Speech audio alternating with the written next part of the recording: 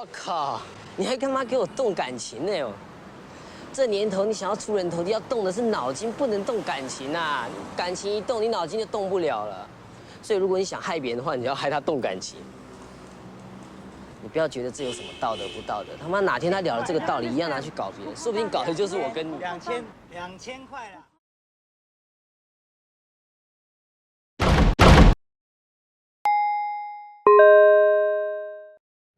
大家好，歡迎嚟到新聞台，我係Summer。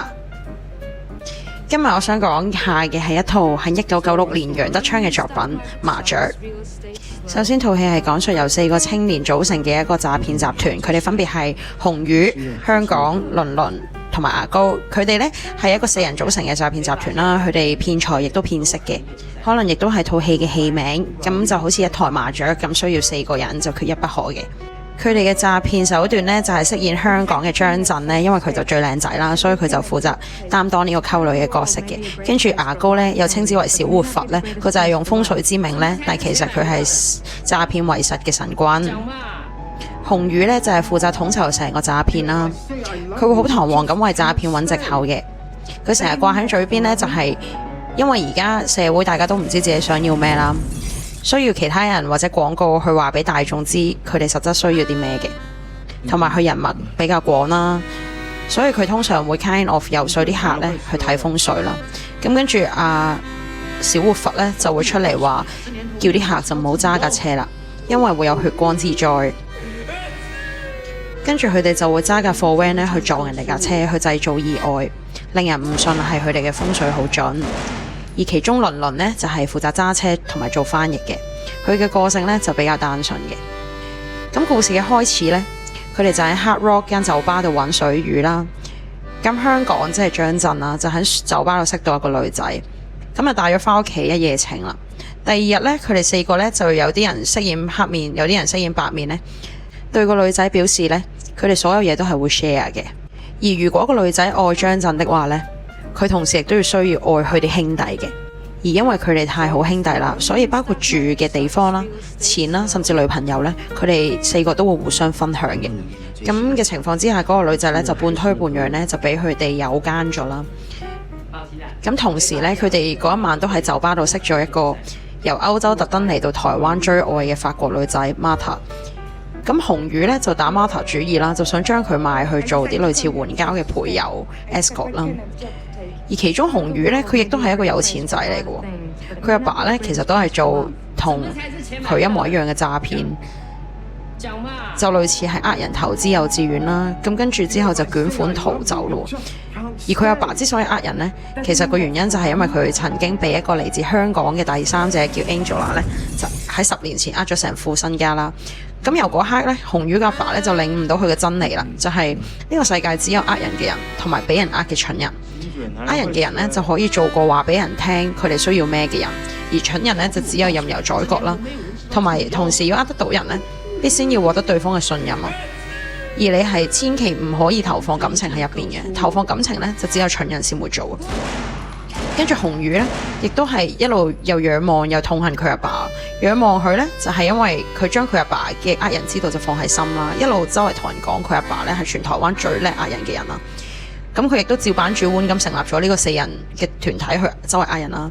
但係同時呢，佢亦都覺得佢阿爸點解會咁蠢，俾 Angela 錢啦。咁直到故事嘅後尾發展呢，就係紅魚呢有一日就遇到呢個嚟自香港嘅 Angela。咁佢就叫飾演香港嘅張震呢，就去用美色佢對方啦。咁究竟個故事嘅最後，佢哋有冇成功報復到 Angela 呢？而另一邊廂呢 Martha 又可唔可以逃出呢4個人嘅魔爪呢？咁個故事大綱我講到呢度啦。其實我想喺度呢就賣個關子嘅。咁如果大家有興趣知埋落去呢，我係好推薦大家去揾呢套戲嚟睇下嘅。所以喺度呢，我就唔會講個故事嘅結局嘅，而可能呢，我就會講下我對於套戲點樣睇啦。或者套戲好睇在喺邊度啦。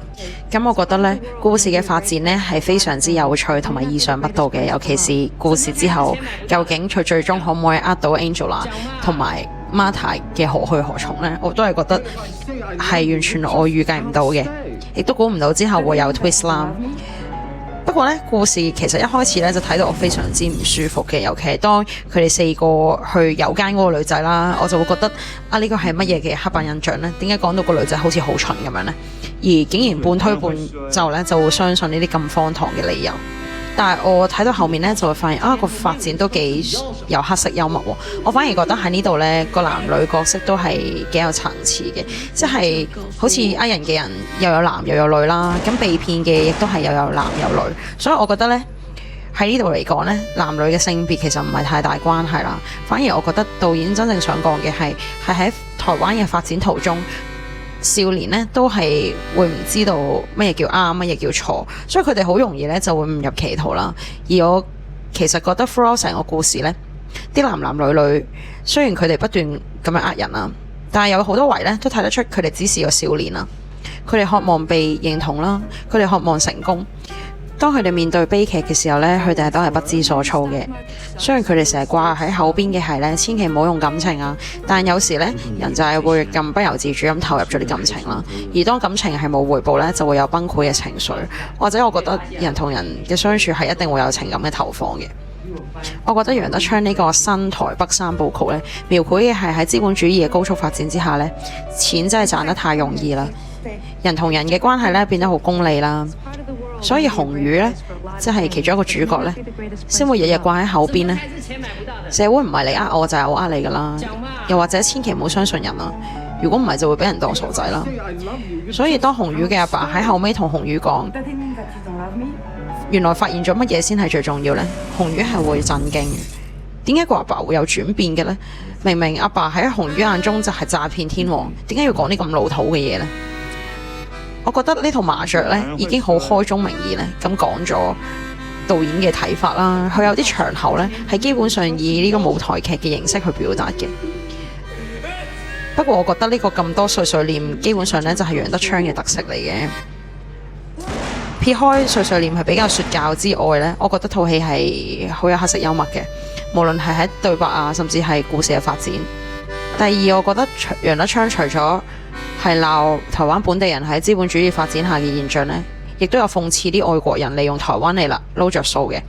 入邊大部分外國人嘅角色呢都係比較醜陋嘅，包括喺特登嚟台灣誘騙一啲女仔做援交嘅嗰個都係一個金髮女郎啦，或者係喺本國一事無成特登嚟台灣揾人投資嘅英國男人。